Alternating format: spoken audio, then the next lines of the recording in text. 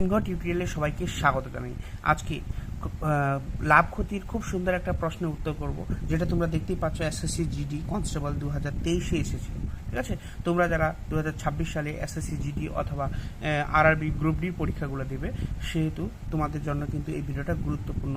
তো তোমরা ভিডিওটা স্কিপ না করে পুরো ভিডিওটা দেখো। এখানে বলছে এক ব্যবসায়ী তার পণ্যের ক্রয় মূল্যের উপর 45% বেশি মূল্য ধার্য করে এবং 20% ছাড় দিয়ে তা বিক্রি করে, লাভের হার কত?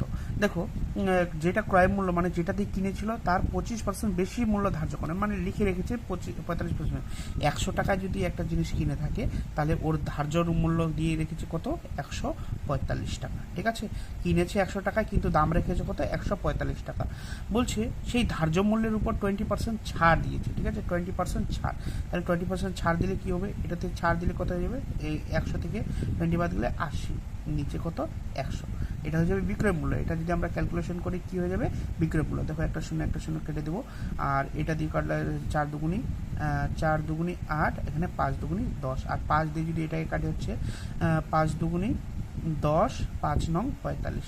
4 আর 29 গুণ করলে কত হয়ে যায়? 4 আর 29 গুণ করলে হয়ে যায় 4 নং 36-এর 6, হাতে হয়ে যায় 3, 4 দুগুণে 8, 8 3 11, 116 টাকা। ঠিক আছে, দেখো তাহলে কিনেছিল হতো কত? 100 টাকায়, আর বিক্রি করলো কত? 116 টাকায়। ঠিক আছে, কিনেছিল 100 টাকায়, বিক্রি করলো কত? 116 টাকায়। তাহলে লাভ কত হয়ে যাচ্ছে? লাভ হয়ে যাচ্ছে 16 টাকা। ঠিক আছে, লাভ হয়ে যাচ্ছে 16 টাকা। আমাদের কি বের করতে বলছে? লাভের হার কত? ঠিক আছে, লাভের হার।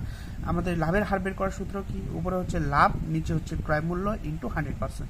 লাভ হয়ে গেল কত? 16 টাকা। ঠিক আছে, আর ক্রয় মূল্য কত আমাদের? 100। ক্রয় মূল্য 100 ইন্টু কত হয়ে যাবে? 100%। ঠিক আছে, ইন্টু 100%। তাহলে আমরা কি করলাম? লাভ বাই ক্রয় মূল্য ইন্টু 100%। লাভ বাই ক্রয় মূল্য ইন্টু 100%। তখন 100 কেটে যায়, তার বাঁচবে কত? 16%। এই 16% হয়ে যাবে সঠিক উত্তর। দেখো 16% কোথায় আছে? 16% আছে ডি নাম্বার অপশনে। তোমাদের ভিডিওটা কেমন লাগলো? যদি ভালো লেগে থাকে তাহলে একটা লাইক আর ভিডিওটা শেয়ার করে দিবে।